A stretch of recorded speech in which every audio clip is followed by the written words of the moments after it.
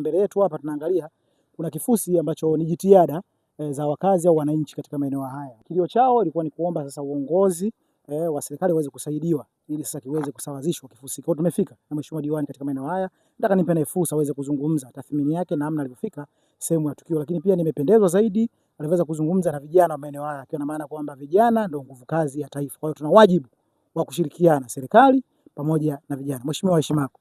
Salama kabisa ndugu. Hongera kwa kufika sasa katika eneo husika hili katika Kigoma Fresh B mtaa wa Duyumba. Kwanza kabisa mimi nimshukuru Mwenyezi Mungu mwingi wa rehema kwa kutujalia uzima na afya. Okay. Lakini la pili nimshukuru viongozi wangu, na katika hili niwashukuru sana kwa ushirikiano ambao wanaotoa wananchi wa mtaa huu wa Duyumba. Okay. Barabara hii kama mnavyoiona, sisi kama viongozi tuna wajibu wa kuhakikisha maeneo haya yanapitika. Na katika kutekeleza ilani ya Chama cha Mapinduzi katika kipindi hiki cha siku 100 za Daktari Samia Suluhu Hassan, tunao wajibu wa kuhakikisha mambo haya yanakaa sawa sawa. Kama ambavyo unaona barabara hii na kifusi hiki, na kwa jitihada zetu na jitihada za wananchi, kifusi hiki kinatakiwa kisambazwe hapa ili kesho na kesho kutwa ukipita hapa ukute barabara imekaa sawa sawa.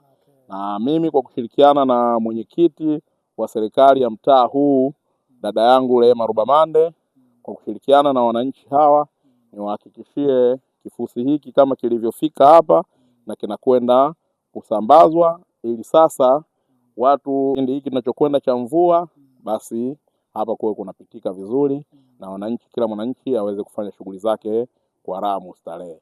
Na serikali iko pamoja na wananchi wote wa kata hii ya Pugu na viunga vyake. Tunakwenda kufanya kazi hii hatua kwa hatua.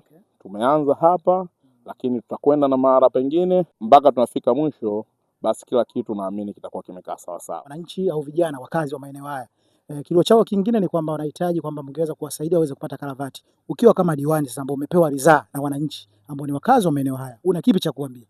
Kwanza utaratibu, kutoa mwiba kwenye makalio alafu unakwenda kutoa mwiba wa mguuni. Kwanza tutatue tatizo hili ambalo ndio sosi ya hilo karavati. Leo hata tukiweka karavati bado bila kutatua tatizo hili la kuweka kifusi hiki, kama unavyoona udongo huu, mvua ikinyesha manake utakwenda chini.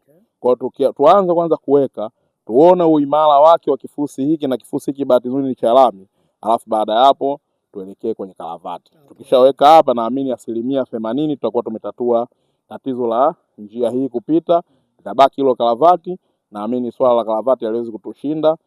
Tutahakikisha na hilo karavati linapatikana. Huyu ni mheshimiwa diwani wa kata Pugu Frank Mangati, ameweza kufika katika mtaa wa Kigoma Fresh B kuja kuangalia changamoto za miundombinu mbalimbali. Lakini wananchi wengi mara nyingi kilio chao ni kwamba viongozi waliokuwa wengi huwa wanakaa ofisini, wanashindwa kupita site kuja kukagua namna miundombinu ya wakazi watu katika maeneo husika. Lakini Frank Mangati kidogo amekuwa yeye ni tofauti, kwa maana kwamba ameweza kusikia kilio cha wananchi, lakini pia moja kwa moja ameweza kufika katika eneo hili kuweza kujua ni namna gani anaweza kwenda kufanya ili sasa wananchi waweze kupita katika mazingira salama na rafiki.